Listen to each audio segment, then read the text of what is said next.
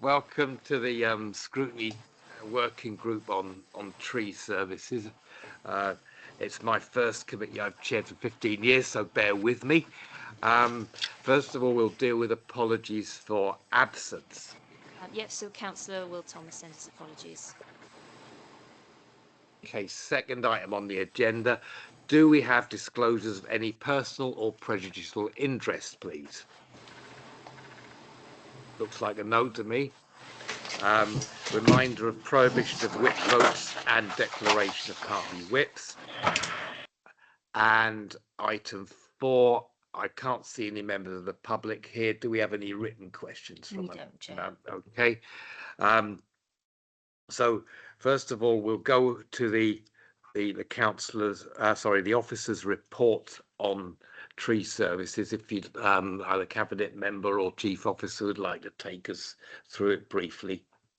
Thank you very much in advance for supplying it, and also particular thank you for supplying the tree management strategy, which I found very useful in formulating questions and advised everybody to read before the meeting. First of all, again, thank you, Chair, for inviting us this afternoon and to the committee. First of all, I would like to put on record, I know I haven't thanked our tree services for all the hard work that they put in for the last couple of nasty bouts of weather we've had with Storm Dora. So I'd like to put on record a big thank you from myself to the officers concerned. Secondly, again, I would like to thank Jeremy and the officers again for putting this report together. And I would like to hand over now to Jeremy, who is our lead officer. Sorry, Jeremy, it's old age and everything like that. I've forgotten to introduce everybody, so we better do that protocol first of all. So I'm Peter May, leader of the Uplands Group and chair of this meeting. I'm Rachel Percival, the Scrutiny Officer. I'm Dave Jenkins, Councillor for Gowan Ward. Sandra Joy, Councillor for Uplands Ward.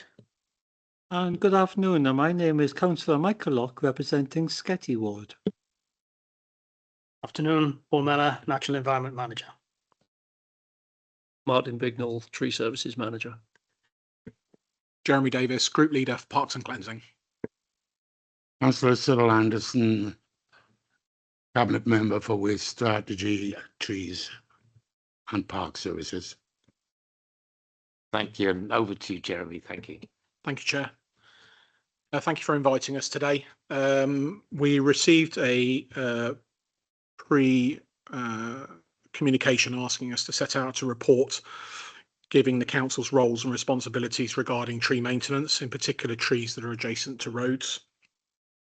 Obviously, this is a very expansive subject, hence including the tree strategy as part of the appendix, which answers a majority of questions that we get in relation to how we manage the council's tree stock, although it is a lengthy document, but really the first 40 pages are the most relevant when it comes to those sorts of queries, and we will refer to that with some of the responses to some of the questions. I don't intend to go through the report in detail. Hopefully everybody's had an opportunity to read it. We were asked some specific query questions, responses which came prior to the actual report writing, and they're covered from paragraph 2.5 onwards. And then we've received a substantial number of supplementary questions within the last week or so, which are those that have been raised by members. And if it pleases you, I would go straight to those unless there are any questions on the report itself. Okay, thank you. What I propose to do then, Jeremy, I'll put them in. I've gone through the strategy and the report, and I've tried to put it so the questions flow, so there'll be a change to the order of them because it might lead on. It'll be covering the policy items sort of individually, and it's helpful if they're sort of grouped together. So the first sort of question that I'd like to sort of go to is from the report, and that is a question number 20. It's sort of it deals with sort of paragraph 2.3 in the report, and that was from Di. Do you want to ask your question? It's number 20 on the screen, Di, or do you want me to ask it for you? Yeah, no. Is that about the capacity? Yeah, make sure we got the right one.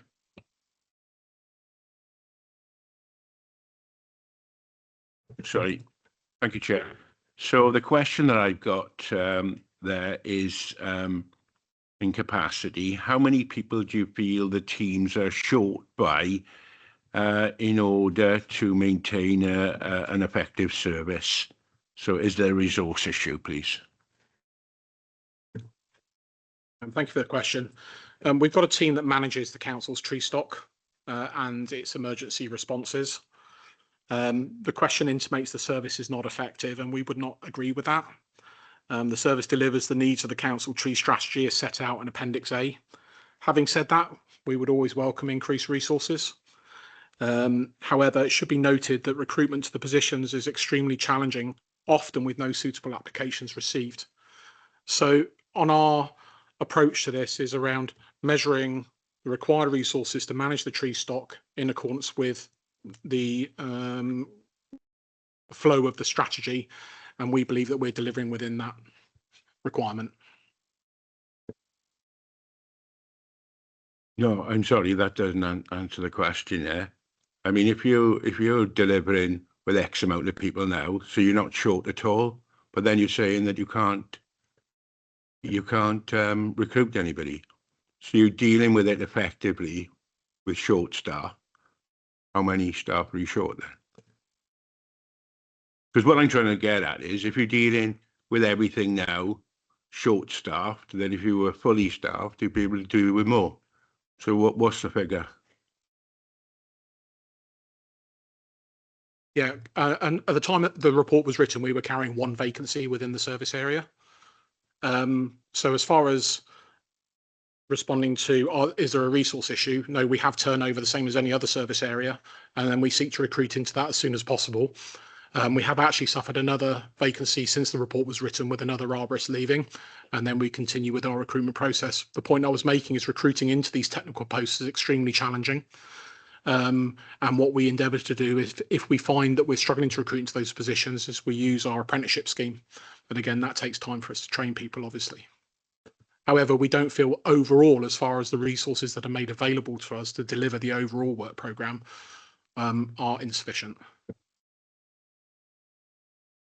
So you've got no backlog of cases at all?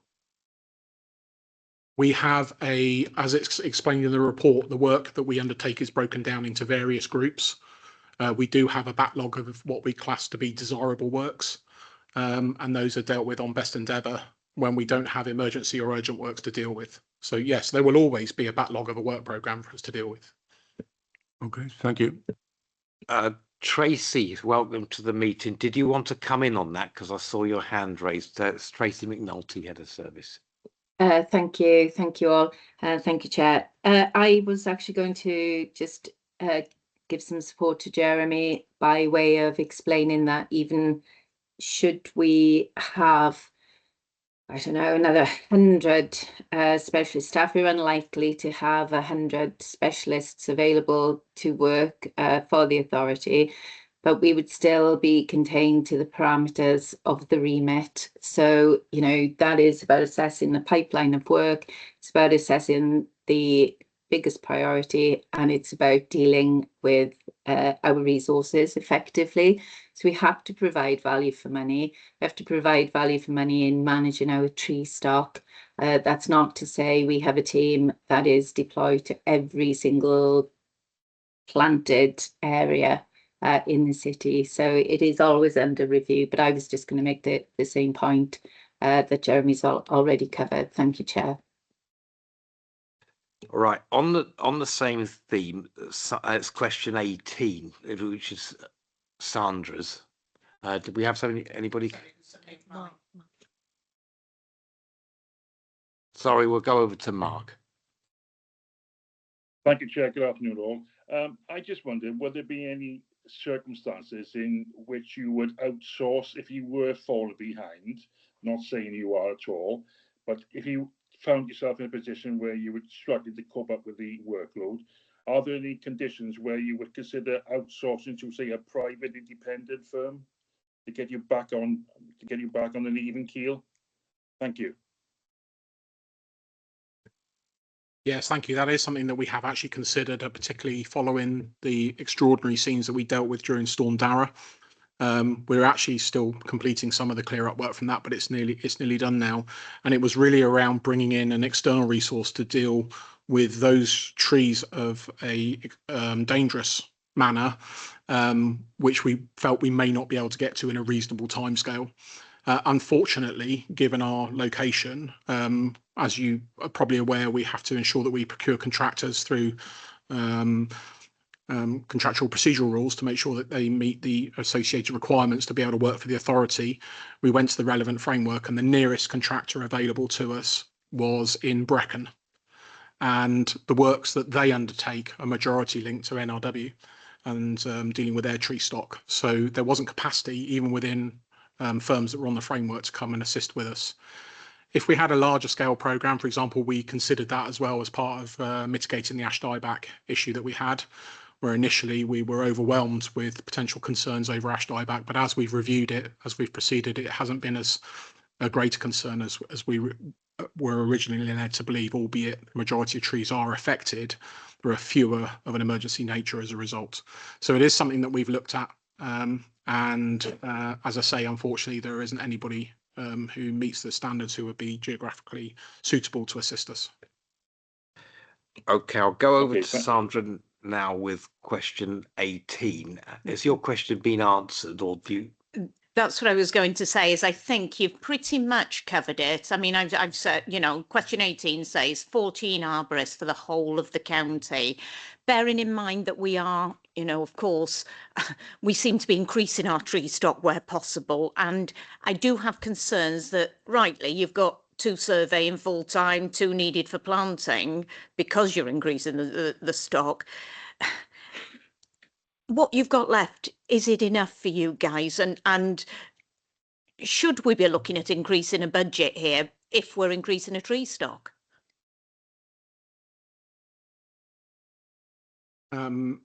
We feel that we're delivering the service in accordance with what's required within the tree strategy. With regards to the numbers there, just give a general indication of, obviously, that's led to that concern, the number of trees that we're currently looking at, and that increases as we survey more as well. And of course, with any planting requirements. The service is not going to refuse additional resources, as I said earlier. However, as Tracy alluded to earlier on, is how far do you go with what the expectations are of what the service delivers? If there was a serious concern around our deliverables, and particularly in relation to urgent and emergency tree works and safety works, then I would be the first to be putting my hand up saying that we need additional resources. So I know it's kind of a split answer from the fact that I'm not sitting here saying we definitely need additional resources because we're failing to deliver the service, and that's not being protective. It's around the fact that measured overall with what our requirements are, we feel we have sufficient. However, if more money was made available to us, of course, we're not going to turn that down. Yeah, just to an answer to that, I can assure you, Councillor Joy, that if there was any great concerns, our head of service, but mostly Jeremy, who is always on the front line, would sort it out and remedy the problem. Tracy? Thank you, Chair. I just wanted to pop in to say that our budget allocations, our resource allocations, they are regularly monitored, but we would have to do this as part of our annual budget setting within our medium-term financial plan. And I know that's a real toe in the line response, but we do establish our resources outside of any emergencies. Jeremy's already covered the comment about urgent and emergency, which would demand a different response, but we'll have to continue to monitor it and report any perceived shortfall or real shortfall as part of setting the MTFP in September, October, which is then subject to full council approval. Right, so carrying on through the report section before we go on to the tree strategy, Di, you've just got a technical question on 17, which is about number of calls, if you want to ask that. Yeah.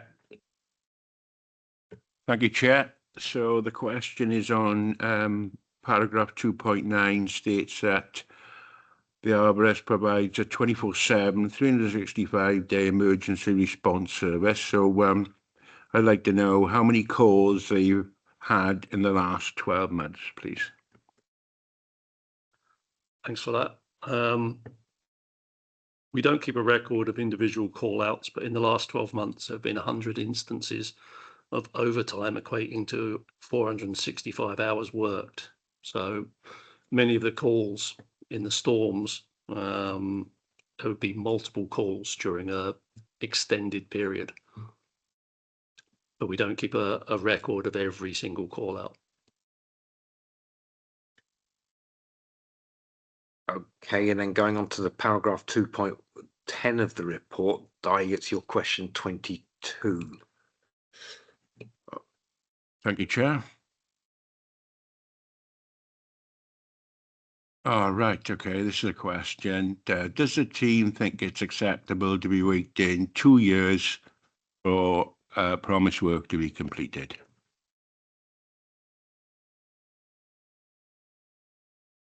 Where there's no immediate safety concern, we would consider this to be reasonable.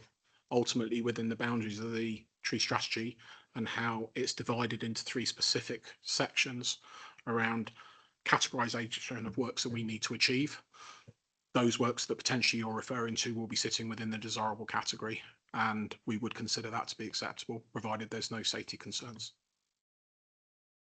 So could I just come back? Do you know how many people, how many cases you've got waiting over 2 years on your spreadsheets? Yeah, I couldn't provide that now. Can you come back to me on that one? Yeah. Thank you. Promise you this is the last, no, second last time we'll hear from Di. All these questions are on the report by coincidence. Then we go on to capacity issues, and it's your question 19, Di. And I think we've partially covered that about external contractors, but you've got a question about the cost. Yeah, that's right, Chair. Thank you very much. Excuse me knocking the mic on and off anyway. So paragraph 211, potential to use external contractors. Thank you for the answer earlier. But how often have they been used and at what costs, if at all? My answer earlier was referring to the opportunity to use contractors for our emergency works and those where we felt that it was falling outside of a reasonable time frame.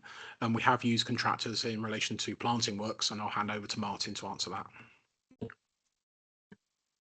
Yeah, we've used contractors for planting jobs on the Kingsway, replacing very large trees over the last couple of years at a cost of around 10,000. I think that's 9 trees I think we've planted. Highways have used contractors as well on ash dieback work, mostly on rural roads and in private property bordering roads. It would be up to highways to provide a cost for how much they've actually spent on that. Thank you very much. Okay, we'll go on to the tree management strategy at this case here. I've got my question 9 here, and it was regarding overhanging and densely planted trees. They can cause a loss of light where the council wouldn't ordinarily take action. The example I can give you on this is on Walter Road, where we've got trees that are densely planted. For example, there are, you've got a row of 7 trees where possibly there might be only room for 2 or 3. In essence, they actually form a hedge outside people's front windows. I mean, these people live in flats. It's dark during the winter months, and in the summer it will also be dark as well because they're in full foliage. Is there any possibility? I really feel strongly that it can't be very pleasant, because if you're living in a flat, you haven't really got another room to go to get light. So I've actually got a concern about people's sort of mental health and well-being here. Plus the fact is that they might have to spend extra money on electricity and and lighting the possibly the one room that they may have. So whilst I get that the actual strategy says that loss of light isn't a reason to go around and prune a tree. I do think that when we've got circumstances here when people haven't got anywhere else to go, could that bit of a strategy be looked at and reviewed? Because I really think it'll be good for tenants and their mental health. Would you be open to that? Yeah, this is a tricky one. We come across this quite regularly, and I'll start with saying that under the protocol, and it's particularly covered in section TN4, which states the council will not prune or fell a tree in its ownership or management in order to improve natural light, TV reception, solar panel efficiency, or the views for private property. However, having said that, we will treat each case on its merits.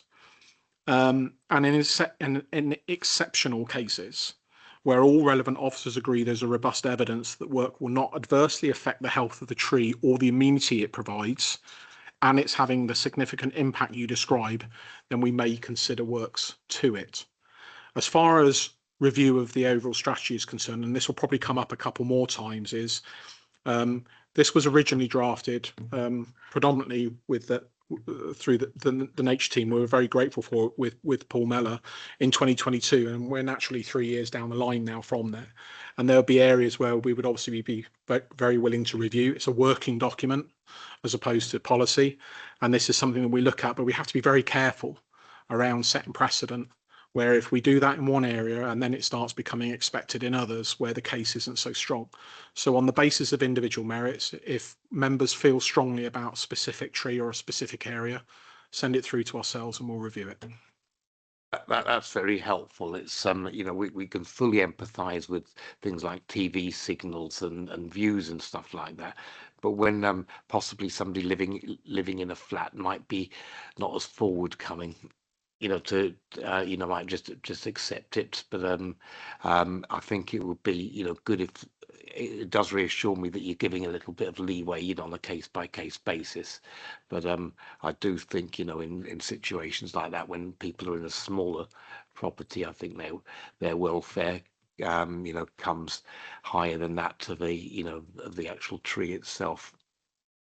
If I may just follow up, I might ask Paul to come in here as well, because there's wider, when we talk about the amenity value, it might be useful to understand actually what that is, because we talk about the welfare and the well-being of the individual obviously within that flat, but that tree may also affect the well-being and the welfare of other people around it who don't want to see works done to it, as well as the unseen amenity value. So I'm going to just bring Paul in to talk about amenity value of a tree if possible. Jeremy. Yeah, I mean, there's obviously a number of factors to consider, and yeah, certainly the trees perform a number of functions, and yeah, just in terms of their visual amenity, can help people seeing a tree, helps people with their well-being. Obviously they filter out pollutants in the air, so again, there's that sort of physical benefits as well as to the environment in terms of it helps alleviate surface water flooding. So that there are a number of factors that a tree can influence, and I suppose it's a bit like planning really. The tree will be around a lot longer than the individual in their personal circumstances, and you don't tend to, when you're making a decision on a planning application, it's rare that you would consider personal circumstances to influence your decision on it. Yeah. Yeah, I mean, if I can come back, not for one moment, so are we considering making exceptions to the rules?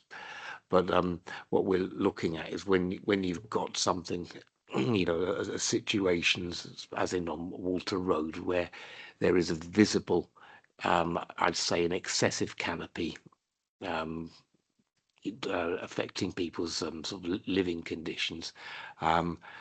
I know it's a legacy that we're having to deal with, because obviously planting the trees there in the first place, say 7 trees in short space, without seeing the consequences they've come in. But we're just looking at like an approach, say, not to obviously get rid of the trees, but obviously to maintain them, to allow as much light as possible in there. So, but taking that, I'm sure as well the committee does understand that trees do have their values, but I think a balance has to be struck here. Okay, Martin. Yeah, I'll just add to that. Walter Road,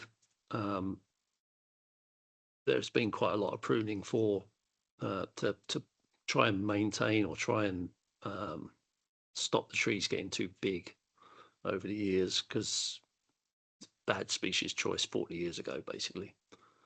It is species specific, though.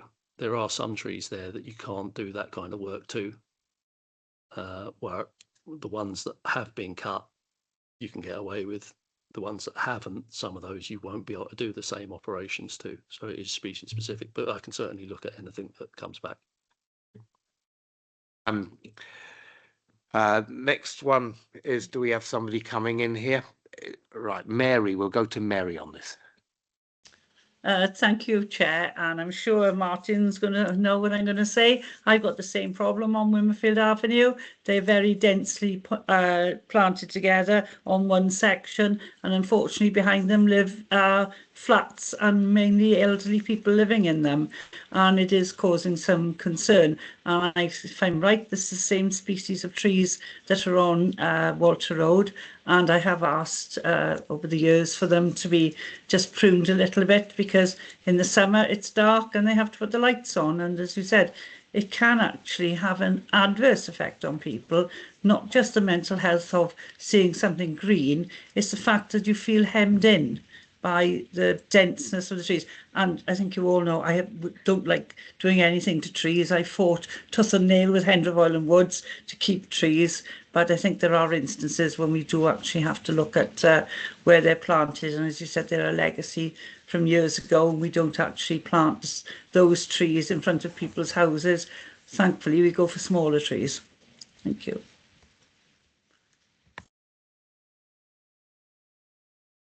Okay, Martin. Thanks for that. I know the trees you're talking about. They are a different species actually to Walter Road. But yeah, it's the same thing. Large trees planted in very small spaces a good number of years ago. But there are other trees of the same species on the road that do fit the actual space they're in. And you may end up, if you go too hard on one set of trees, end up making a rod for your own back, where everybody wants the same thing done to their trees, no matter where they are. So it has to be weighed up. But that job is on our records to carry out. Okay, if we go out to question 1, it's still on the tree work strategy. We sort of dealt with overhang. We talk about pruning. We talk about tree branches affecting CCTV signals. We've had an installation recently in the uplands of CCTV cameras. I'm sure there are others do. The cameras are having difficulty communicating to them. With them, because the trees were obviously in the line there, and if I can bring into it, say, trees sort of shielding street lamps and things like that. Do you have a proactive or reactive strategy on that, and how do you deal with that? I know it's in the management strategy, but lightness. For CCTV, we try and keep our own sight lines clear. But I need to be involved when people are putting in the cameras and when people are putting in the signalers, because I can tell them what the tree is going to grow into. They've had the classic case on the Kingsway where they put up new cameras, and the cameras can be completely blocked within a few years because the trees that they put in the Kingsway are just going to completely grow up and block it. It depends there's many factors, obviously, that will influence what we can and what we're willing to do. And it's tree health, overcutting, time of year, camera positioning, and viewing angle. And all those things have to be thought about at the beginning when they put new cameras in. But like I say, we do clear our own CCTV cameras in town. We did quite a bit of work last year, and we still got a bit more of that to do. But with new cameras, I need to be involved. Coming on this one. Thank you. What I was going to say is that protocol TW3 in the strategy does cover pruning regarding lines of sight, but it doesn't specifically mention CCTV. So we feel that we would need to look at that as part of the next update. And I'd also like to follow on from what Martin said, is that we need to consider the long-term longevity, health of the tree and the amenity value it provides. We can actually put a value on a tree when we come to do any works on it, and what it's actually worth. There's calculations in relation to that. And particularly with very mature trees, we would start seeking to actually reconsider the position of the camera versus actually starting to cut the trees to be able to give a line of sight. But again, case by case basis. I think generally the answer here is actually communication between council departments, isn't it? If we could be subtle about it. Okay, thank you very much for the extensive pollarding operation that you carried out in both Kumbulla and Uplands wards recently. It's been very well received. A couple of things to assist. Now, I know I spoke with Jeremy at a previous scrutiny meeting about and I think he might have misread me at the time. I didn't actually ever mean road closures. I'm talking about things called parking suspensions. Now it happens frequently in other authorities whenever there's a bit of street works or something to be done, whether it's some just have parking suspensions for a drain work, some have them for tree pruning works or something like that. So first of all, is there a feedback I had from Martin when the operation was being carried out was if he could get a clear run in the street, he could work more efficiently rather than having to go back to it. So is there a possibility, say, for next year that we could have or consider, or whenever you're carrying out work, when you have to do things in a run, the option of a parking suspension, not a road closure? You know, it's just suspending parking from certain areas where you need access to. So it's less drastic. And the other observation that I had, it's all in work planning as well, with a lot of the trees started coming into bloom when so it was like a race against time towards the back end of the pollarding exercise, and when they come into bloom, it makes life a little bit more difficult, obviously, with the pollen and obviously the volume you have to clear. So would we be bold enough to suggest that if there's capacity in the work program to start a fortnight earlier or something, and it might be you know, it might give an opportunity to make the works easier and more effective.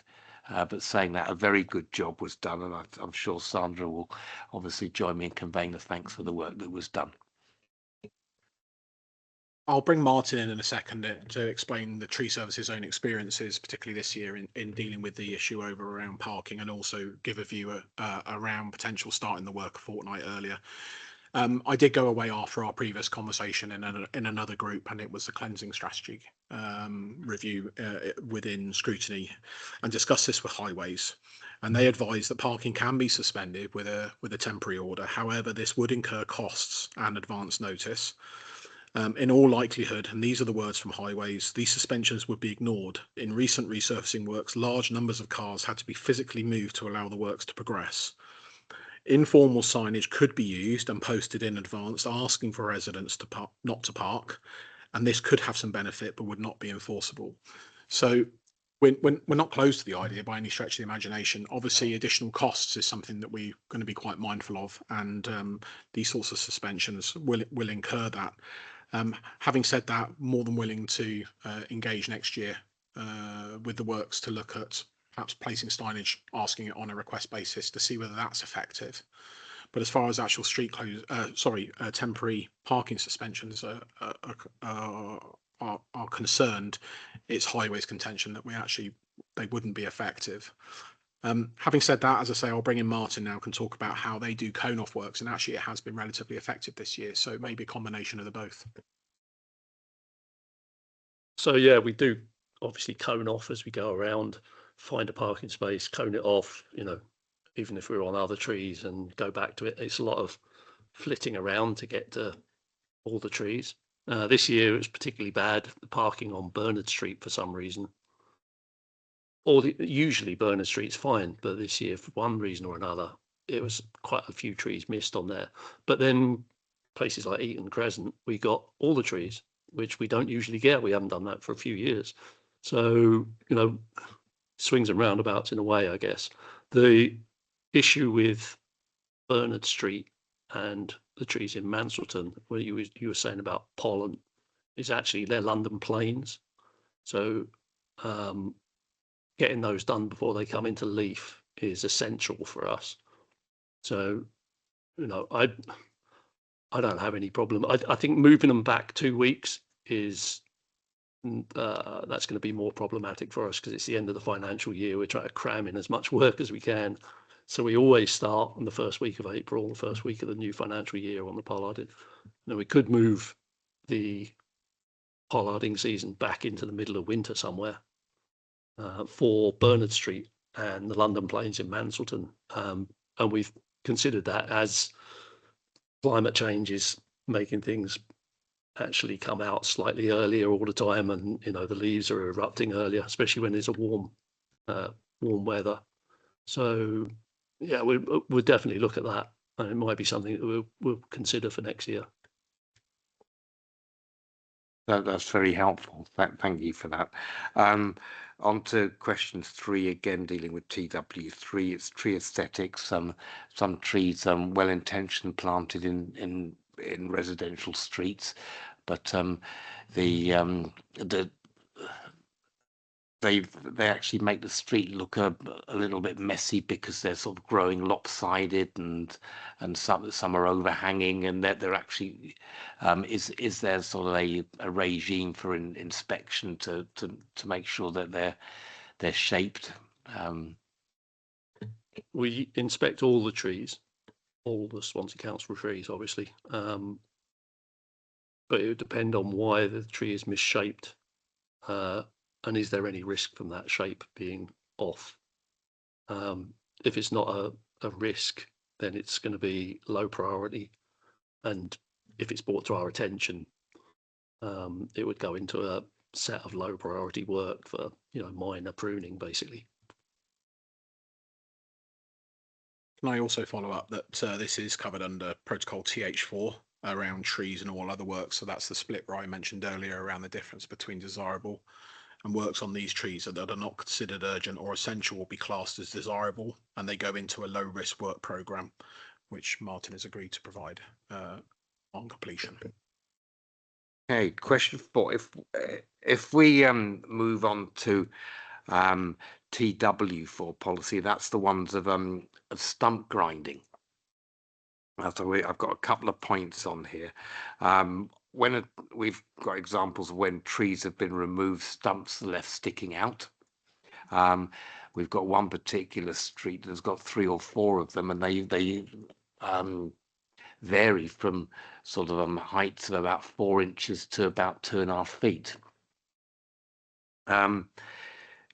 Could a 4-inch stump is quite a hazard, especially when the street lighting isn't the best there, and people have come a cropper on them because when it's dark you can't see it.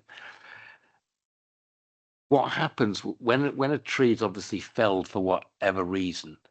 Is there an authority policy just to leave it? We're not talking about huge trees here. We're just talking about sort of small street trees of no more than, say, 20 years old. We're, as I said, we're left with one particular street, St Alban Road, where we've got about 3 or 4 sort of stumps just still protruding, and the tree's long gone.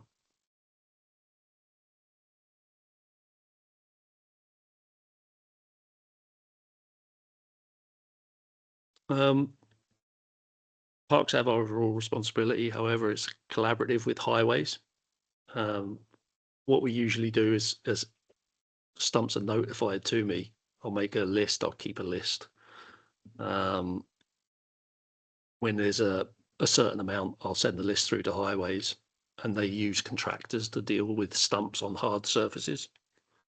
This is due to just the way our stump grinder works. We can't grind stumps down when it's surrounded by, curbs, tarmac, etc., etc. So in the past, we used to say, okay, highways, you need to come and remove the curb, remove the tarmac, and then we can grind the stump. But they prefer to get their own contractor in, and they've got a completely different type of machine to do the work, basically. Okay, if I could come back on that. So what you're saying to me is felling a diseased tree or something is a two-stage operation. Couldn't you cut it down to the street height in the first place to do it in one? No, because you leave them sticking up so people don't trip over them until highways can get to them to grind them off. Okay, that's the theory. So I think we'd have to have some communication with highways, because as I said, we've got a plethora of these around at the moment, and some that you can understand why they're slightly taller, but we'll have to have a look at that. Well, yeah, if you let me know where they are, and I can notify highways of them. No, will do. The next one we've got is on stump grinding as well, and these are to do with larger trees that have either come down in sort of storms. We've had a couple around ours, and from the rest of the committee, they've also had instances as well. Delays, say up to 6 months, were ensued by the large stump and remedial works not taking place because we didn't have the equipment in house to remove the large stump. It was from some substantial horse chestnuts. Has the department considered getting equipment in house so they don't have to wait to, especially when they're doing storm clearance and afterwards? You're talking about large uprooted stumps, which needs JCBs or even bigger machines. JCB wouldn't even lift that horse chestnut. They needed a 35-ton track machine, which obviously is hundreds of thousands of pounds, which the council haven't got. You have to bring in contractors for those.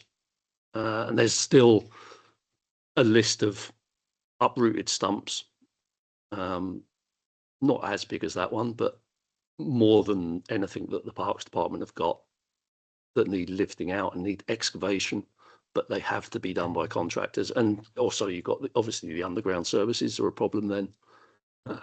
There's a lot of things to actually get through, but that's ongoing. I've got a list of the stumps that came down in Storm Dara locally, but there's quite a few of them, and it needs to go to a contractor. That's perfectly acceptable. So I mean, if the economics don't work, in some occasions we've got to get the bigger machinery. But can I sort of echo the compliments of Councillor Anderson as well, of the work that you did in recovery from Storm Dara. Was excellent under very sort of conditions of duress as well. So thanks for that. Okay. Back to onto TW7. We're on about tree roots. I think Councillor Locke might come in on this one as well. Talking about areas where the tree that root has disfigured a pavement. How do we cope with this? How do we stop the root coming back again? What's the balance we take? For example, if this cycle lane would have gone through the uplands, how would that have been dealt with? Because there are routes galore. It's synonymous to a ride in Alton Towers at the moment. That would have presented a huge logistical problem. So how do we get around the issue because it seems to be that every time we ask for tree root removal, there is a delay, and I understand you're about to tell me it might be a highways function as well. But what? All right, I'll couch the questions. What is the collaboration and joint working between yourselves and the highways department? Because there seems to be a common theme propping up here on dealing with things like root heave and trip hazards on pavements. Yeah, you must be psychic, Chair, and the fact that I was going to go straight to the fact that this is a highways matter. It is. It's not a tree services matter. However, we work very closely with highways on this and numerous other functions within the park service. However, I have sought a response from highways, and it is kind of linked to the fact that if you look within TW7 of the protocol around tree routes, it does talk about the guidance being published is around well-managed highway infrastructure. So it lends itself to highways. But we will, of course, report to them if we feel there are those of concern, but they will also rely on ward members as well. But they've been very clear in saying that all pavements are routinely inspected, and where tree routes cause a significant issue, works will be booked to examine the routes. The route cutting and ramping will both be used as a preference for the actual tree removal, but on occasion there are no other options exists and the tree may need to be removed. These are generally low risk safety issues and are dealt with and logged and reported as resources allow. Ramping works for some of the trees around the Guildhall have already been programmed. So I would encourage the same as we do with our own, say for example with the tree stumps, is reporting them into highways and then asking for a response about how quickly that you can expect for that to be dealt with for inspection purposes. Councillor Locke, did you want to come in on that? Yes, well, I was about to say that one of the worst pavements is outside here on Guildhall North, which I walked down last week, and it's really bad. It's undulating. So, but you're saying that that's on the list, or that's going to be fixed, or that's what highways say? It will depend on what highways have inspected. And I know they've done the trees along this side on the Guildhall Road North several years ago, because those trees were highly undulating on the pavement. Well, of course, those trees and they've probably replaced the pavement with blacktop. Those trees were probably planted in about 1932 or something like that. So they've probably been there a long time. They've been planted. Yeah, they were planted with the Guildhall, basically. But the other side, no work's been done there yet, and I think it's still paving, maybe. But we work closely with highways on jobs. But to see the routes, they have to lift the pavement to actually see what routes are there, and sometimes it's deceiving. What you think is there sometimes isn't there. Right. It can be pressure from routes a long way down that are pushing up, especially paving. And you don't have to do anything other than relay the gap of soil between the actual paving and the route. But until the actual pavements are lifted, we can't actually have a good look at them to see what needs doing. So there is that kind of delay. It's a bit of back and forth with highways, but that's just the way it has to be, really.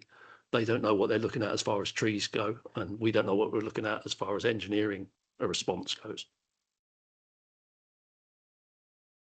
Okay, thank you very much. Yeah, just to finish as well on your final point there, they did state that the ramping works for the trees around the Guildhall have been programmed. Okay, now please don't tell me the next answer to the next question is highways. I mean, hindsight, I'm thinking we should have had the highways officers here too. Overhanging trees onto carriageways. A specific example would be St James's Gardens. I've seen numerous council vehicles having to go into the middle of the highway to avoid the overhang, particularly drain wagons where the arm could be ripped off if they took the natural course. I think whilst we're all supportive of tree canopies here, we've got. I would contend that is excessive.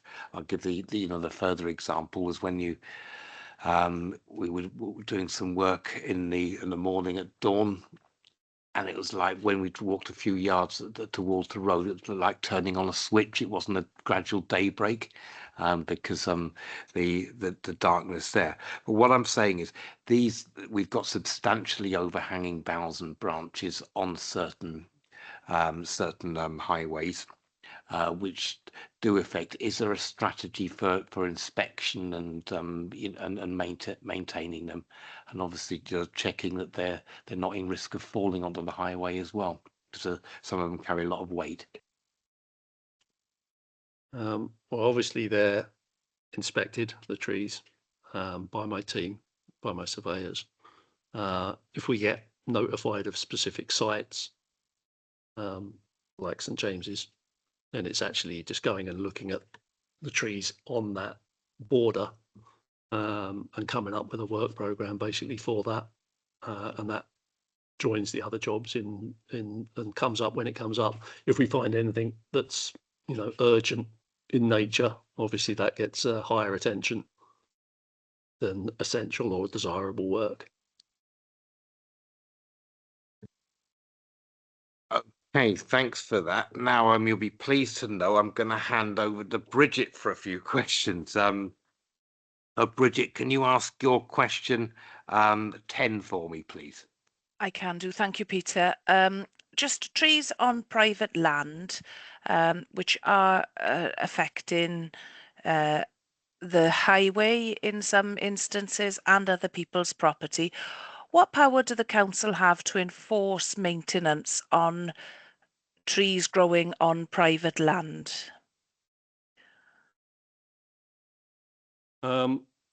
Historically, environmental health used enforcement powers under the Miscellaneous Provisions Act to engage between private residents when there was dangerous trees. So one resident complaining of a dangerous tree in another resident's property.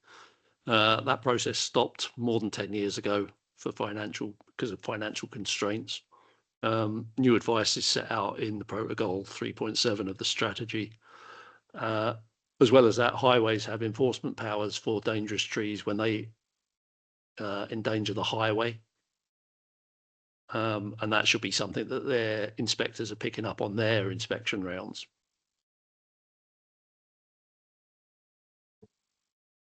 Can I just add as well that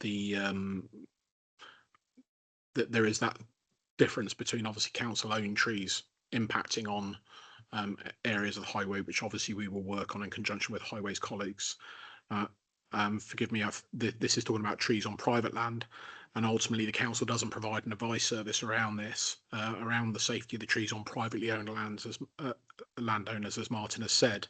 And those landowners are advised to contact a qualified arborist to arrange for an inspection, and then the concerned members of the public could then contact the landowner based on the advice they're given by that arborist. But the council does not get involved in conversations between residents who are dealing with trees between them on private land. Can I just come back in, because this is an issue, especially my ward is a lot more rural, so we do get a lot of trees then which are growing adjacent to highways, and so they're growing on private land. We know that there are an issue with them and there is a safety concern with them. And it's going to happen. You can see it's going to happen. Martin is well aware of one that happened on Heel Reed in Craigheaven Park, and we were just lucky that nobody was injured. And I had flagged this issue up several times. It would be good if the council could have some kind of authority or a way of informing the private landowner that work is advised or needed to be done. Is there any way that we can look at this, please? Well, that is highways' role in looking at dangerous trees beside the highway. If they endanger the highway, the thing in Heel Reed is that's a private road. So there was no highways responsibility there. I think it was notified to environmental health. The tree was a concern about a year before, but nothing came back from that. And then obviously the tree came down. But that's highways' role, as I say. Private trees in edging that are along the edge of roads, highways have the authority, or they have the authority to serve notice on owners to get trees either cut back if they're impeding on the highway, or removed if they're dangerous. I tend to get asked sometimes to go and give my opinion on trees from a distance, because I haven't got access into those houses, but I can give my opinion from a distance, especially with dead trees. And then they'll serve notice on the owners. Okay, thank you. Yeah, granted, Heel Reid is an unadopted highway. However, there is a footpath down there, and a very well-used footpath because it goes to the RSPB reserve. So by not acting, we do put the public at danger, and if it's not your department, Peter, I wonder if we could take this matter up with whichever department, whether it's environmental health or highways. I think it's just something that we could take up with them, please, because someone's got to be responsible somewhere, and even if we can just give advice as a council, that would be welcomed. We could have the opportunity with that, Bridget. After we've asked the questions in our discussions, we can air that a little bit more. I'd like to bring in Councillor Tribe on this with his question 14, because I think it's somehow linked to the same issue that Councillor Rowland was raising. I know it's sort of 2.8, but it doesn't really cover it, sort of this private public maintenance and our obligations, or lack of them, that we have. Thank you, Chair. Yeah, it's running parallel with Bridget's question, really. I live on an estate in Llangabella called the Penplant Estate. Wimpy were the original builders, and they planted trees willy-nilly all over the estate. Well, after 35 years, they've grown hugely, and it's impeding on highways. What I wanted, who would be responsible for maintaining those trees? Because it's not the council's responsibility. They were planted by the private builder. So I don't know of any direction or who to turn to have these trees maintained.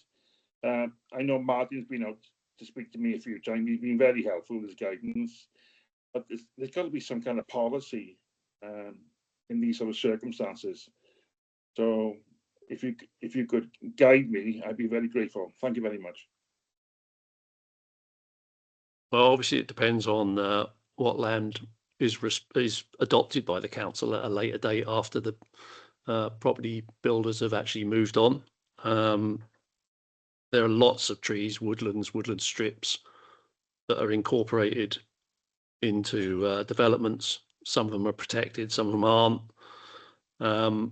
And a lot of them do become problems at a later date with newly planted trees 30, 40 years ago. Unless we own the land, it's not going to be our responsibility.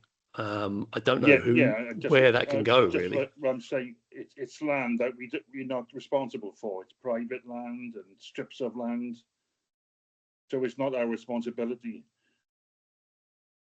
I think it might come down to a planning stage, maybe, that all the bases are sort of covered when they actually go to adopt an estate, or maybe even highways when they go to adopt an estate, just to make sure that everything is included, including all the trees. A lot of times I've seen tree lines that have been protected, and then the estate gets built around them, but the developers push the fences up to inside the trees and leave this line of trees between two sets of houses, so neither of those have got responsibility for them. And then 20, 30 years afterwards, the developers have moved on, and you've got this big line of trees, often with TPOs on them, that no one owns.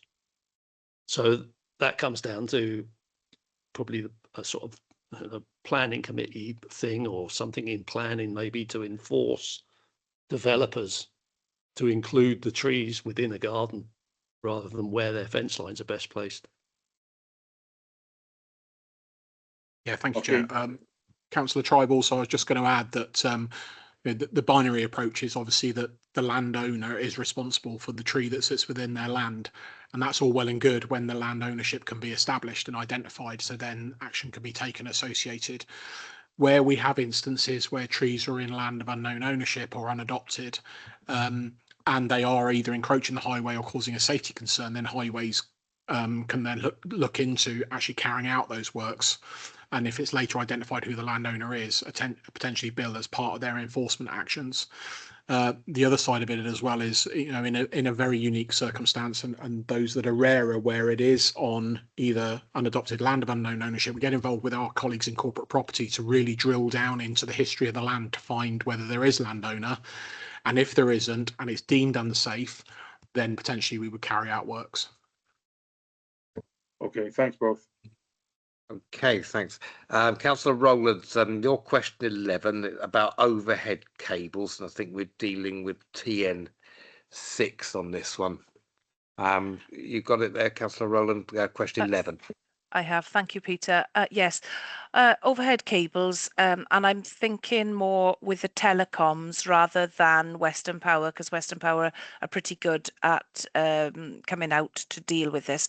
So if, and I've got to be honest, Openreach are useless. So if a resident has a tree growing into the cables and has to cut a large branch down, I'm not on about a tree trunk, I'm on about, a large branch. Our waste department won't take that branch away. Is there any way that for these individual circumstances that that we can arrange that removal of those branches is that our waste department will take those branches away?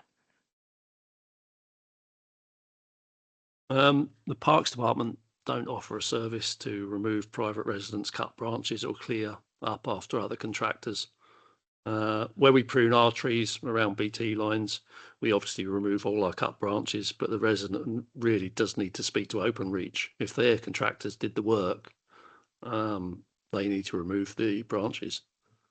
Now, this is where we can't get Openreach to do the work, and then the resident is doing it themselves. Otherwise, and especially in rural areas, you can end up with a whole street and some very rural properties having no phone line unless these branches are maintained. I mean, this is the responsibility of the owners of the trees to get the trees cut back from the telephone lines and remove the waste material. It's not the council's responsibility. The problem is you're going to set a precedent by doing one, like you said. The whole street may be affected, and we just end up working in people's gardens, and we don't do that, I'm afraid. Okay, Bridget, TN5 about leaf fall, question 13 of your ones. Thank you, Peter. Yes. Is there an inspection and maintenance plan for clearing away leaf fall, especially during the autumn, where we obviously we have a deluge of leaves falling, but we also generally have quite a lot of stormy weather. It would be good to know if a maintenance plan was in place to see if during this time of year that drains are kept clear. Thank you, Councillor Rowlands, for that question. This isn't actually a tree services matter itself with regards to maintenance and work on our own trees. It actually comes under street cleansing. Unfortunately, that's one of my other hats, so I'm pleased to answer this one for you. You'll be pleased to know there is a work programme in place. It's actually been formulated over the last couple of years in close collaboration with Highways, looking at seeking to carry out lethal mitigation works, particularly in relation to prevention of local flooding and clearance of drains, surface of the drains, so that the gully suckers don't need to go, because on occasion a gully sucker will get there and find there's actually nothing wrong with it, it's just clogged with leaves. So we've been working hard in retraining our operatives instead of just walking down a street and dealing with what's either side of them, to actually stop at grates in drains to clear them to make sure that the leaves are removed. We've just invested in a new fleet of compact mechanical sweepers. They were actually deployed today for the first time. They've got additional arms on them for the sucking up of leaves, and also powerful jet washers on them as well for alleviating this work. What I would ask, though, is if you have specific areas within your ward that you don't feel are benefiting from our leaf clearance work programme, then to let us know via the Parks support mailbox, and we can arrange to have that added to the cleansing programme, because the administration have provided us with additional funding over the last couple of years for us to put additional resources into leaf fall clearance. Thank you. On that, that's a reassuring response. I mean, this inspection of drain covers is paramount, because we've got 1,605 gullies in the Uplands ward, and in the month of December and January, I did precisely that with my hoe, and from that you were able to work out physically what drains which needed doing, and we came up with 417 blockages. But if to the human eye, it could have been 700 blockages, where 300 there was nothing wrong with them. It's just keeping that inspection regime and mitigation, where if the water can get into it, some drains can self-clean. But thanks for that. I've actually got a question I missed. It was on my question 12 here, and this is about I don't know whether it's one of your auspices, Jeremy, or hopefully it's not highways. About the these beds they put on the Kingsway and stuff like that. I mean, I've had a couple of near misses where I've actually been attacked by a hoster trying to escape on the pavement, perfectly walking there. Now, a lot of these street planted things, they look very nice when they go in, but it doesn't take long for them to actually outgrow their bounds and then go all over the pavement.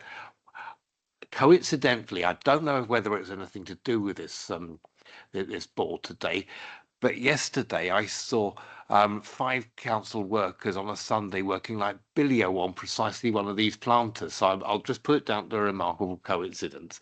But is there in fact something to combat, particularly in a city centre, because a lot of these things are just spewing over the boundaries of the confines. Again, you must be telepathic, because it's not a tree services matter for the purposes of scrutiny today. However, with my parks hat, I can give you an answer to this as well. So when you mentioned planters, I thought you meant as in those raised from the surface. If you're talking about the specific scheme in the Kingsway, for example, and where we see others as part of the regeneration of the city centre, those were originally planted with a view of Park Service receiving additional resources for us to maintain them after the first couple of years of maintenance by the contractor that was awarded the works to do so. Unfortunately, the contractor that was assigned to do those works wasn't as effective as we would have liked, and we've been left with some residual follow-up to deal with.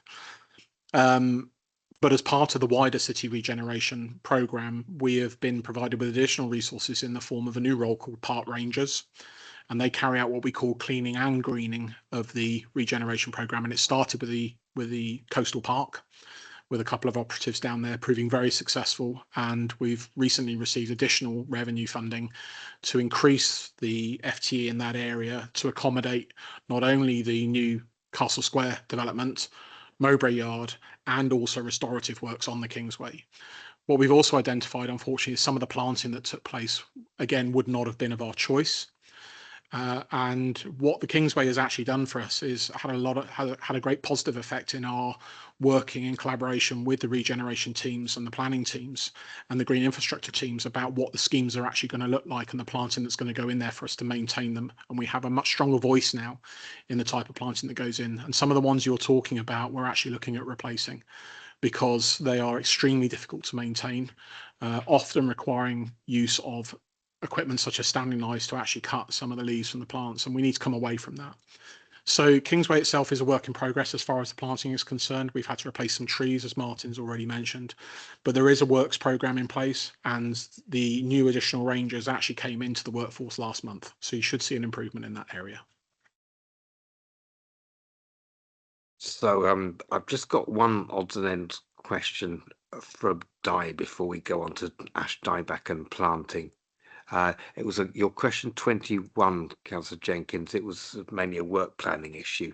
Have you got your question 21 there? Thank you, Chair. So in the summer, correct me if I'm wrong, work is carried out at the schools, and this can have an impact on the work that's carried out in the wards. Can that be looked at so that ward work is not delayed in the summer months? Well, we do work in schools during the summer holidays, and any holidays, basically, we get an opportunity to work in schools. This is due to safety issues with the work we do around children, exams in all the comps that through the spring and early summer, you can't go into them basically because they're all doing exams, and we're incredibly loud with what we do. And obviously we get specific requests from head teachers that, you know, they don't want them in at certain times of year, they want them in the holidays. But we still have the capacity to deal with any urgent work that comes up anywhere else during this time, but it is urgent work.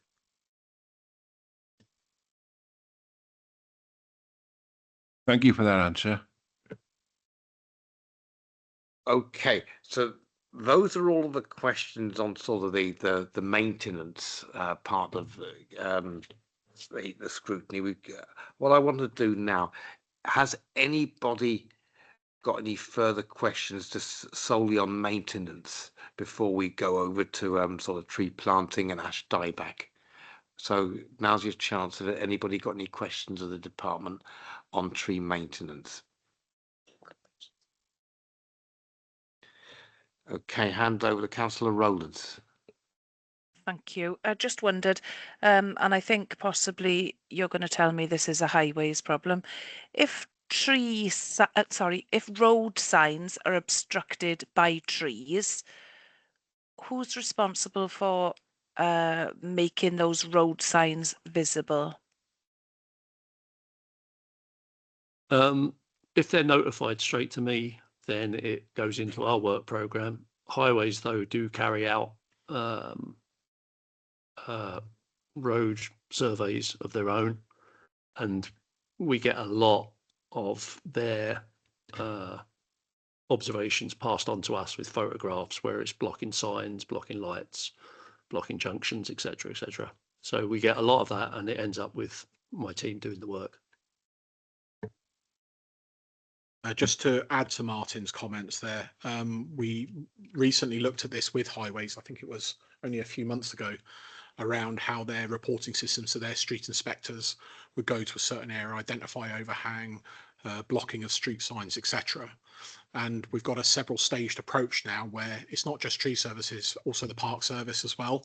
So we've got maintenance teams in the areas. If it's low lying and easy to access without requiring the specialist technical skills of an arborist, then potentially the parks team on the ground can deal with it. And also the inspector themselves. You know, they're carrying a lopper around now in the van. If it's that simple, they can do it themselves. And we've actually got a follow-up meeting with them in a couple of weeks just to see how that's now progressing using real life examples. So if you have a specific sign in your area again that you feel is not being addressed, then let us know either through the highways or our own mailboxes, and we can have a look at it for you. It's very encouraging. It's very important that when you're using the lopper that you're not working from height as well. Okay, Councillor Mary Jones. Thank you, Chair. It's actually not really a question. Hopefully you'll allow me to make a comment. It's actually to support something that Martin said earlier about whose trees belong to. As you're aware, I had a very big development up in Calais a few years ago. Well, it's 20 years ago, actually. So the timing is quite correct. We had two different builders on one particular part of the site, and we ended up with trees in no man's land, and yet a lot of them had TPOs on them because it was more or less, Martin will correct me, a blanket TPO all over Hendrifoil and Woods. We had one contractor who put up back fences, but they don't put them, as you said, in the tree line. They go in a straight line, so nobody ever knew which tree was in their garden. The other builder that was behind them didn't believe in putting up fences, but the trees were on a bank and were not in somebody's garden. So we had a massive issue of who the trees belonged to. And also some of these trees were hundreds of years old because they'd been on farmland. So it is an issue, and I sit on planning. I've sat on it for 26 years.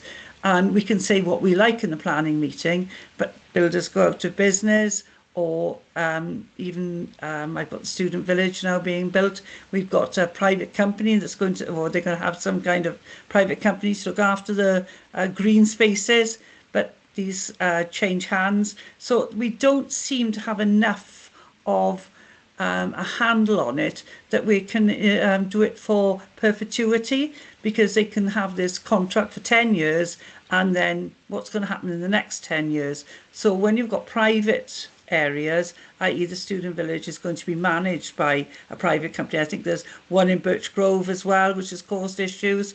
So far so good in student village because they're still building. But we've got, as Councillor Tribe has said, over the city and county, we've got all this building going on, but we're still not pinning down who's responsible for what after they've all gone off site, or if the contract has actually expired. So I know we're saying it's planning. We're looking at the new LDP.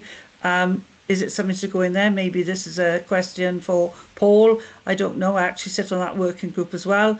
But it's something we never, ever seem to be able to nail down. So perhaps somebody would like to give a comment back. Thank you. What I've noticed over the years, I've only had probably twice where developers have passed over land to the council, and I've been able to go in before they left site, look at the trees and say, okay, that needs to come out, that needs to be dead wooded, that needs to be cut back.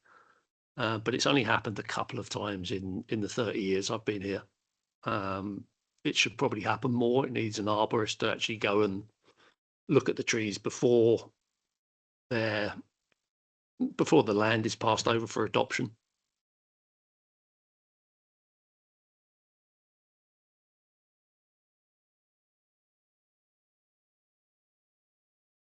I just follow up and say that I think perhaps we would take this further and discuss with colleagues, perhaps in planning and wider, because obviously this falls generally with outside the operational remit of the tree services team, and therefore we're probably not best placed to try and answer these. We don't disagree that there's obviously an issue that needs resolution. What the answer is probably requires collaboration with other officers for discussion. So if we can take that on further, then we'll be grateful. Thank you. Okay, so we're bringing Councillor Lyndon Jones now, who's got questions about ash dieback. I think it goes under TPL1, TWM1 and Appendix A6. So Lyndon, question 60. Great, thanks, Chair. Yeah, we know we're losing trees through ash dieback. We've also lost a lot of trees in the various storms that we've had. How are we going about replacing these? You mentioned a strategy to replace 300 trees a year, but we could be needing to replace a lot more than that, because otherwise, in some of our woodland areas, there are going to be quite huge gaps. But could I also add to that my thanks to your team for actually the work they did in my particular ward during the storms, because they were out in pretty bad conditions and did a really top job. But that is a worry with regard to the replanting, if you like, because if we want to retain our woodlands and our tree cover, it is important that we actually go that extra mile. Thank you, Councillor. I mean, I think there's two issues here. I think the ambitions to plant 300 trees a year is mainly targeted at within the urban area and increasing canopy cover within the urban areas as such. the woodland, there is a particular woodland management policy protocol within the tree management strategy, which it seeks to ensure that the council's woodlands are sustained and enhanced on a longer term basis for the public recreation use, habitat and the educational potential. But our way of managing them is primarily looking at public safety, typically with no replanting, and allowing natural regeneration, which will happen when there's gaps within the canopy cover.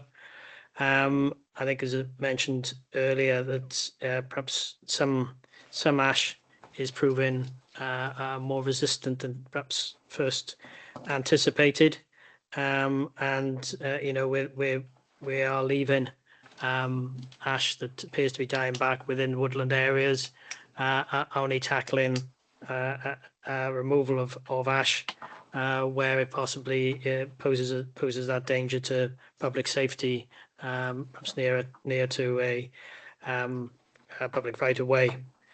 So so we have plans, say, for managing our areas of woodland, but it's not as if we're going to be going into those woodland areas and planting replacement trees. Yeah. The only problem, yes, they do. Some of them will regenerate, and you'll get new trees coming up. With ash dieback, I'm told that when the tree starts to grow back, it's been cut down, it starts to grow back, that will be diseased too. But whether that'll grow out of the tree, I don't know in time. But are we doing enough really to get those woodlands back? I've certainly bought oak trees at the suggestion of Karen, who runs Bishop's Wood above Caswell, which is an area of SSSI, and I got the comprehensive school to plant them. So that was a start, but we need to go a lot further than that. What you tend to find is regeneration will outstrip and kill off anything you try and plant. I'd imagine if a school planted them, these weren't particularly large trees. Yeah, they were 1.5 metre. Yeah, so they were quite large. You'll find that regenerated sycamore in something like Bishop's Wood will overtake those trees and probably kill them off within 5 to 10 years. Unfortunately, it's very difficult to get trees to actually be planted in a woodland and get them to survive and be the dominant tree in the future. It's just the nature of woodlands. It doesn't work like that. Yeah, okay. Thanks. Thank you. Yeah. And on a similar one, Councillor Tribe, question 15, also I think of the answers are in Appendix A6. If you want to ask your question there, question 15. Thank you, Chair. I was just wondering how common ash dieback is. It seems to be more prominent these days. I just want, and what is the treatment for it? Can it be treated, or do the trees have to be felled? Thank you. Ash dieback spread everywhere across Britain.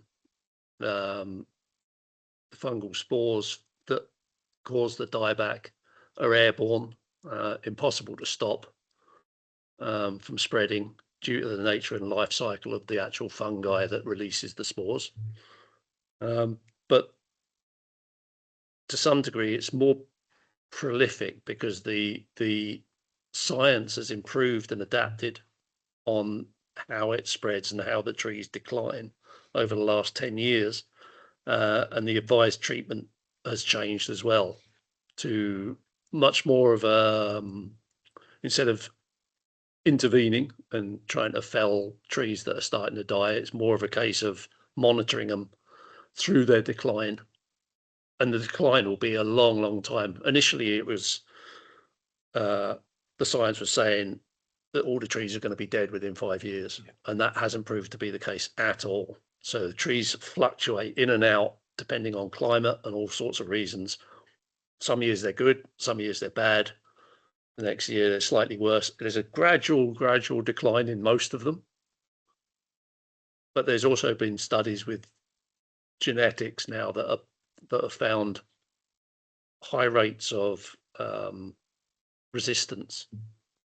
And in the field we're seeing resistant ashes that shouldn't die. They should be able to fend off the disease and produce new seeds, which will also be resistant. But it's a very slow process, and it will take a very, very long time to get there. But what we do with the trees, we monitor them as they decline. When they get to a certain category of dieback, when they become dangerous either through dying off badly or secondary diseases that come in and infiltrate the actual tree itself, then we actually intervene and remove the trees. But like Paul said, in woodlands, we'll leave them in there. It's only where they're close to anything that's actually where they're going to be a threat that you actually need to intervene. Okay, thanks, Martin. Just to follow up as well, Councillor, is when I came into post some 6.5 years ago, it's hard to believe now, it was the biggest concern within the service area when I first started. And, we were looking at having to bring contractors in and wholesale felling of large volumes of ash trees. And as Martin has said, as the science has evolved, we've been discouraged from removing them to see whether they can recover. And there are some strains which are resistant, which is better news. But I just wanted also to point out that the actual, once it gets to a certain category, there's really good information on the council website about ash dieback. If you do a search on our website, you'll see there's good information on there to explain the disease, the categories, and how we deal with it. But I think it's really notable that Martin's team, you probably wouldn't mention it, but to actually deal with a tree that's got to the advanced stages of dieback is extremely difficult to remove. The internal structure of it deteriorates in such a way it's effectively like glass. And you cannot fell a tree from the base. It has to be removed section by section. So the amount of time that takes, and it's not always immediately obvious until they start working on it, how bad it actually is. And we have seen them where they're attempting to remove them and them fall and shatter on the ground like glass. So it's a really difficult situation to manage. And this is why using the arborist to carry out the surveying is so important, to make sure we keep on top of it, and that the removals that are done in a manner which is not only safe for the tree surgeons themselves, but obviously the wider public. So therefore, those that are in woodlands who potentially are at risk, there's a further safety issue as well of us going in there and dealing with those. Thank you. Thank you. Thank you for that. It's interesting information there, Jeremy. Climate Change and Nature Scrutiny Panel have a question on tree planting. Regarding the proposal to plant thousands of trees as part of Swansea's Council's Net Zero 30 actions by 2030, is there a map available to councillors to show where new trees will be planted? So I think that comes up TPL and TWM1. There has been a desktop exercise carried out mapping thousands of potential council-owned areas of land where trees could be planted. It's in a digital format. It's down to a very detailed level. Just picking up small grass verges, up to parks areas, and it hasn't been ground truthed at all. It's not, as I say, because it's and the scale it's been undertaken. It's not something that could be produced readily, and it's not really in a position to share because it's not, as I say, it needs a lot more work. Each site would have to go through quite an extensive checklist and protocols to follow to consider its suitability. And we just basically haven't got the resources to carry out that work across the whole of the county.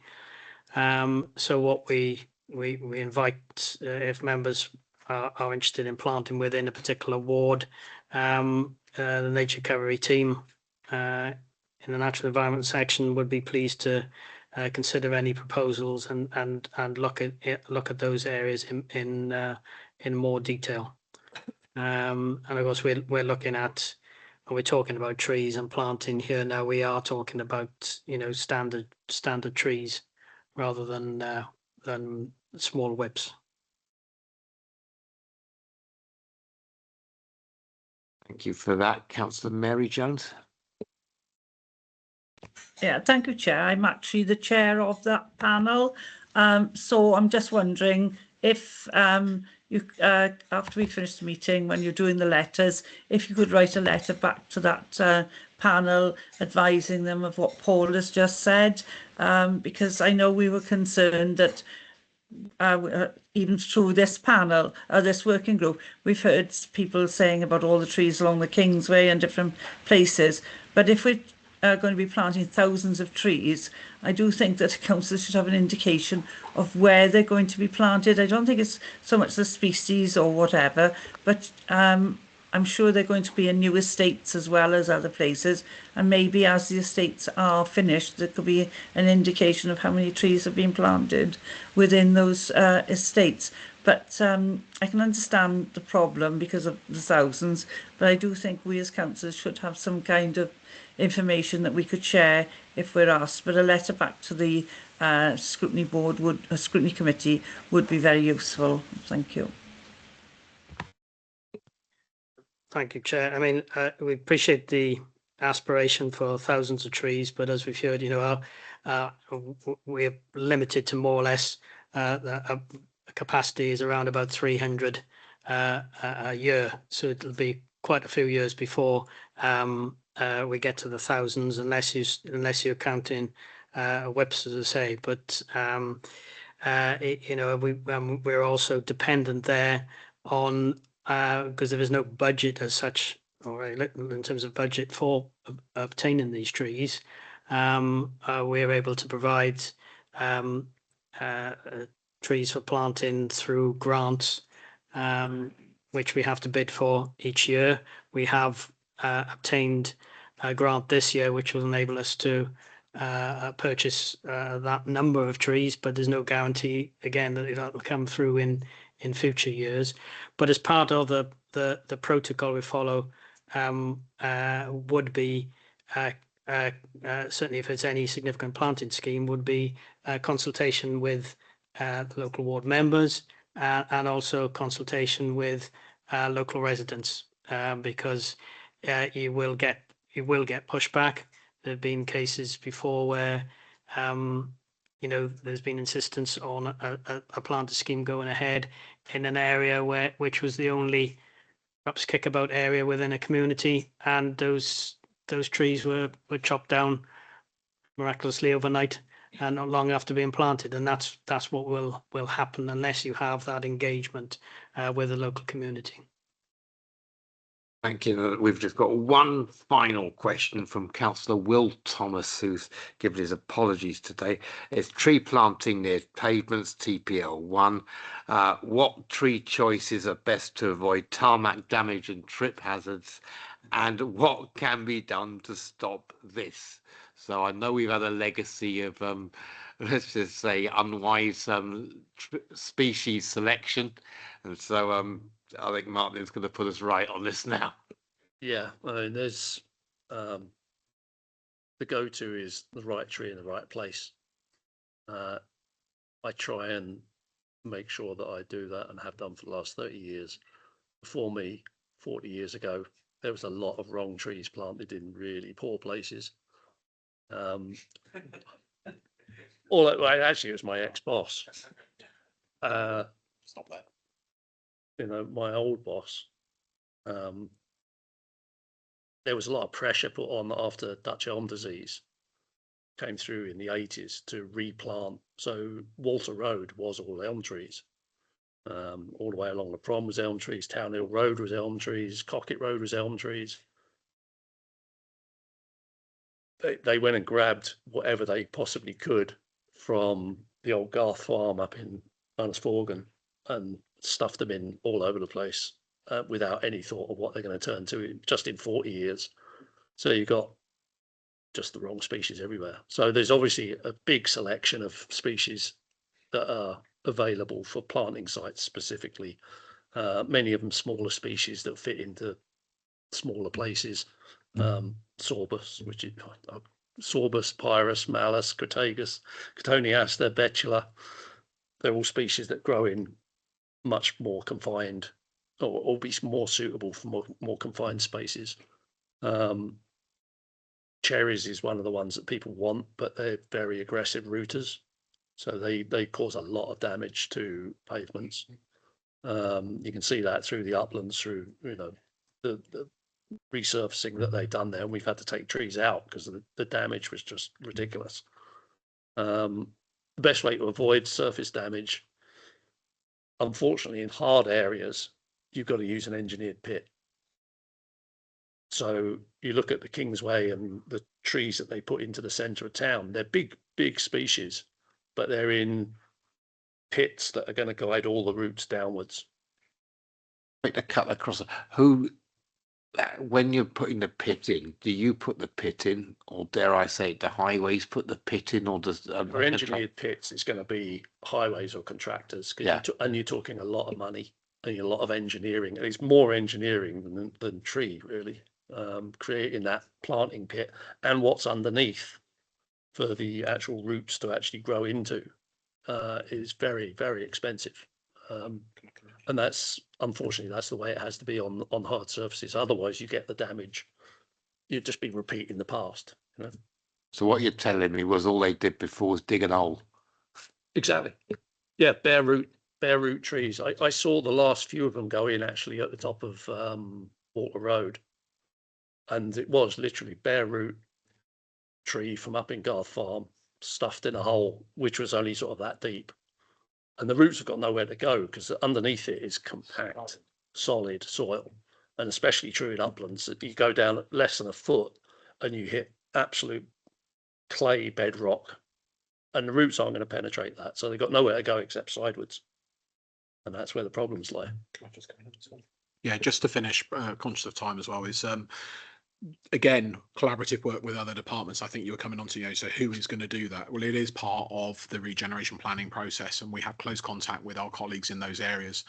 There are multiple departments that are involved. You have the drainage issues, you have SUDS issues, etc. So any of the planting in hard surfaces, they are engaged with us. We ask Martin to give advice around species, also work with Paul's team in the same realm to use that expertise to make sure right tree, right place. So yes, we are dealing with a legacy, but we're also have learned from that about how we work going forward. Okay, so that's the end of the questions. Unless anybody's got any questions on tree planting or ash dieback, no, we okay. Thank you very much, gentlemen and cabinet member. No, the cabinet member is a gentleman as well. Sorry, for attending. It's been really informative, and I think convey from this working group our thanks for all the work that you do. On. Particularly, some wards see it more than others, and some see different types of work as well. So thanks again for coming, and then we'll go into session now and just talk about what we want to do with the next stage. But thanks again. Can I just, Chair, again, thank you to yourself and the committee and my team here for answering all your questions. I hope we've done something right. Yeah, and I'd just follow up as well with thank you for all the comments from all members regarding how the team have worked, particularly during the storms. During the recent red storm, they were out in the middle of it in life-threatening situations, carrying out the work they were undertaking, and they did it in such a manner that everybody came safely on completion. So, we will feed back to the teams. It's much appreciated. Thank you. Thanks all. Bye-bye.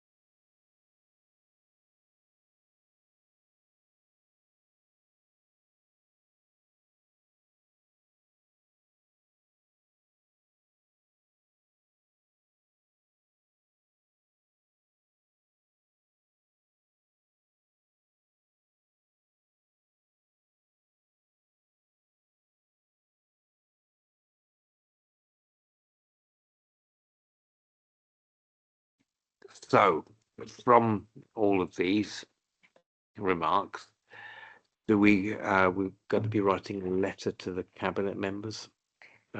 Yeah, so I was just suggesting we can make that a joint letter to Andrew Stevens as well as Councillor Cyril Anderson. Just given so much was related to highways there, we can provide a response to both of them. Yeah. Funny you should say that. I picked that up as the meeting was going along as well. Okay. Sorry, we couldn't hear what Michael said because he didn't have his mic on.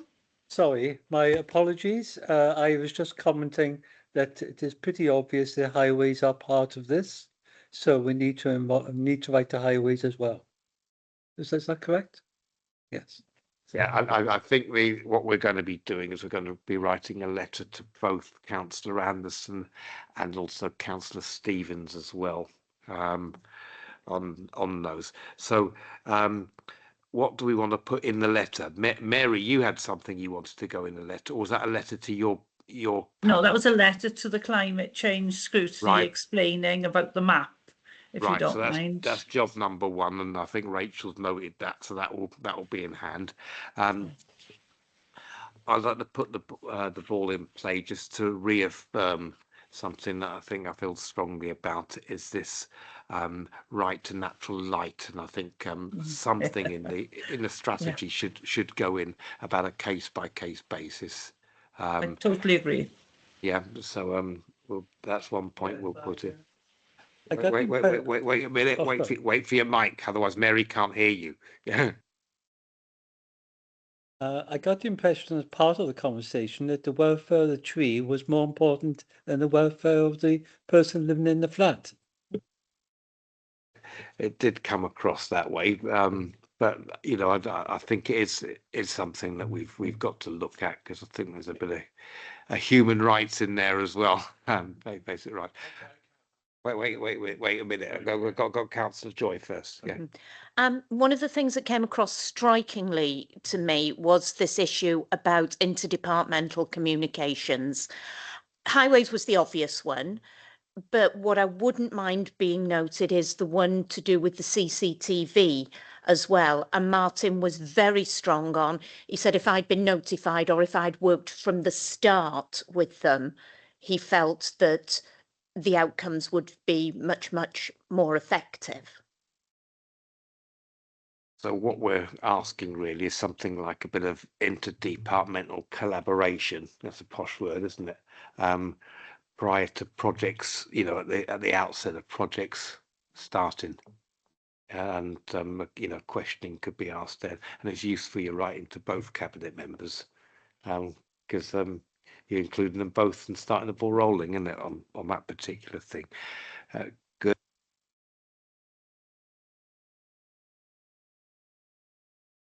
Yeah, thanks, Chair. Well, I mean, I can't understand if you've got a full capacity of crew, that you can still maintain all the needs of the business. That just don't make sense to me at all, because I'm guessing that I'm not the only one out there that's got, I mean, I got the trees in Gowerton, really, really large trees that Marty came out to see 2 years ago and said they needed to be done and were dangerous, but now they're desirable. But I mean, I just don't understand how you can do a full service. It just don't make sense to me if you two staff down. So what do you want to go in the letter? Well, how many staff do they, can they recruit more staff so that all the work can be done, not just the urgent work? And also, I mean, how do they decide what is desirable and what is urgent? What's the categories? Well, that's actually in this document here, this tree thing there. Have a little read of that. Yeah, okay, thanks, yeah. But yeah, we could sort of write along the lines of prioritisation of works or something like that. Okay, so I've got a few hands on the screen there. First of all, Councillor Mary Jones. Right, I don't know if we can do this, and it might be a little bit cheeky, but the Future Generations Act, when you said about well-being, it is one of the actual duties of the Act for a vibrant culture, thriving Welsh language, we don't want that, globally responsible Wales, but it does say about your health in it. And the point we were making earlier about the trees causing other, because the trees I'm talking about actually are in front of a block of flats, the same, well, not a block, they're 4 flats, and then another floor, 4 flats further down the road. And they are dark. They've got to put the light on in the summer, and it is having an effect because they're elderly people. And I don't think we can make the point strong enough without putting other things into it. So I'm just wondering if we can sort of research a bit of the Future Generations Act. I've had a quick look at it, and it does say, your health and well-being. So, maybe we can use that as a bit of a prod. Rachel's just undertaken to read the entire act before she goes to for the night. Yeah, but yeah, but it's very handy. There is a handy sort of almost like an executive summary, but you don't have to read it all. But the PSB, which obviously we have in Swansea and Andrea chairs, is also responsible for looking at the work of the Future Generations Act. So maybe it's something we can use. Definitely, because I think if we've just got another bit of statute to go into, add a bit of steel to it, that'll help us, because it, as I said, I think we're all agreed it's a valid point. Okay, go on, Councillor. Sorry. Don't cut them down. I'm just saying they do need to manage them because they're a hedge. They're not trees, they're a hedge. I agree. Yeah, totally agree. Thin them out. Councillor Lyndon Jones. Okay, couple of things. Thanks, Chair. On a point that Di raised about capacity, are they using or can we use volunteers to do some of this work? Because there will be people around Swansea with expertise in this area, and are we tapping into that? Okay, so that was one thing. That the other point I was going to make was you were talking about the departments working together, and I think the term is probably joined up working, and I think that obviously needs to be done. And the main point that I was going to make was I think we need to be more ambitious on tree planting.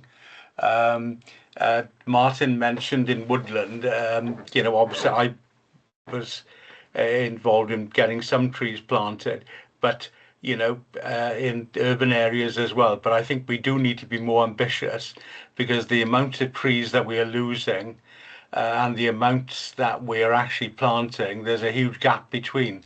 And I think we do need to be looking at that and putting a plan together. And even if we can't afford it all now, what the end goal or the end aim is going to be.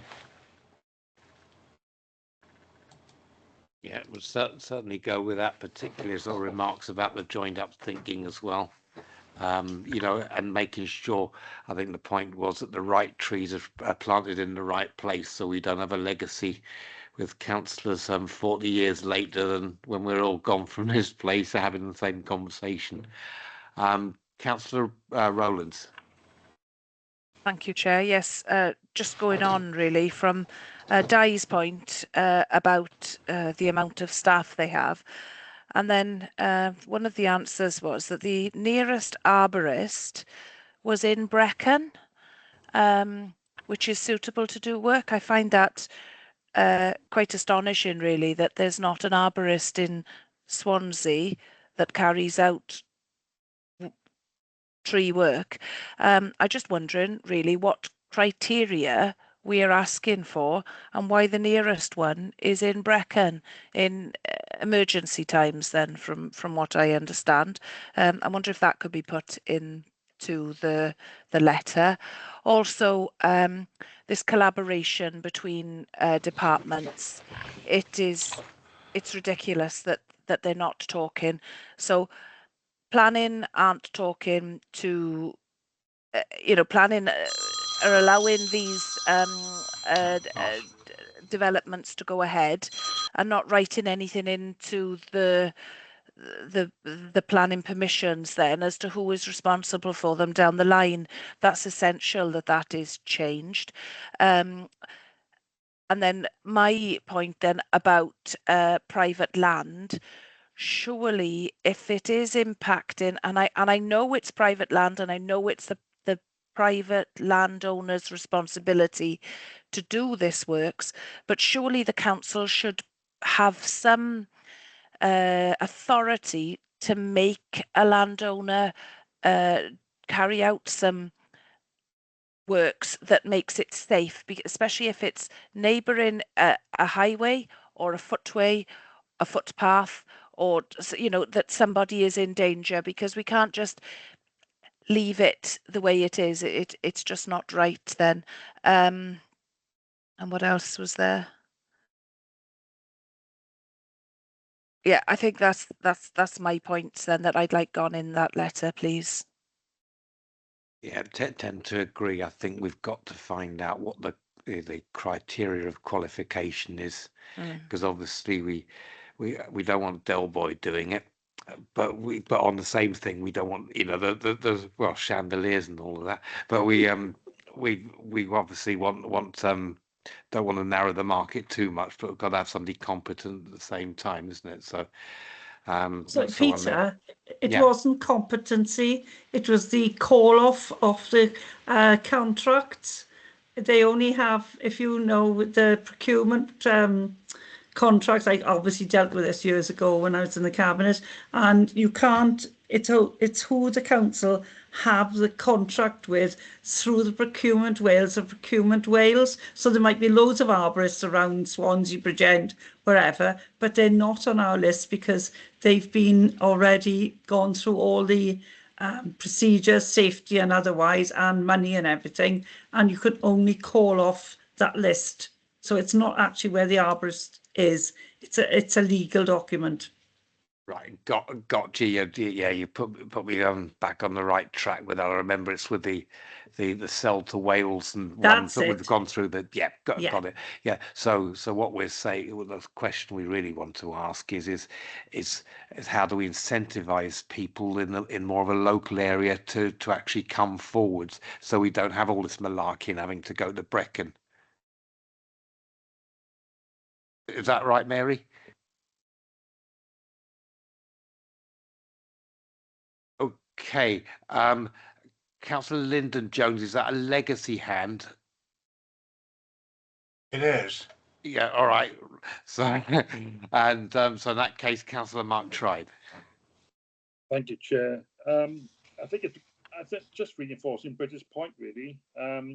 It's become pretty apparent that we have to pin the developers down, and I would suggest at the development stage, because inevitably the applications are normally granted for building, but we have to pin them down to ensure that they are responsible once the site is being built and they've left the area, they're still responsible for tree maintenance. Thank you. That could involve who's a cabinet member for planning? Because that will be a Section 106 agreement or something like that. Yes, David Hopkins. Yeah. So should we include him just on that point? Yeah. I think it would be helpful. Yeah. Okay. And surely it would be wise to, they can't source tree surgeons from apart from Brecon, that we ask for tenders. I can't see any harm in that at all from legitimate companies. Thank you. Yeah, sorry, Mark, we can't ask for tenders. It's done centrally through a legal process. Our hands are a little bit tied. Peter and I, when we were in the cabinet, we had to set things up, and there is this process you have to go through. And as Peter said, we're obviously not encouraging more local people, or they're afraid they wouldn't be able to do the amount of work that would be required. So because Brecon has got the national park, that's Natural Resources Wales, and they would have the expertise. But if you've got a small firm, like don't want to name one in Calais and around here, they wouldn't be able to have the capacity to do the work. And what we tried to do was get a number of small firms to try and work together to bid for certain things within the council. Now, whether the council is doing it now, I don't know, but that's what we had to do when we were, in the cabinet. So it would be useful to find out how they go about doing their contracts, but that's not for this panel. That would be for a different scrutiny. Yeah, we could, all we could do It is, sounds like a way forward. yeah, bro, we could do, set the ball rolling by asking the question in the letter. Okay, anybody in the room want anything to add on that, or are we done? We're done. Okay, I think under 2 hours. We've done all right, haven't we? got through a lot. Thank you all for your time and patience and tolerance, and have a good evening.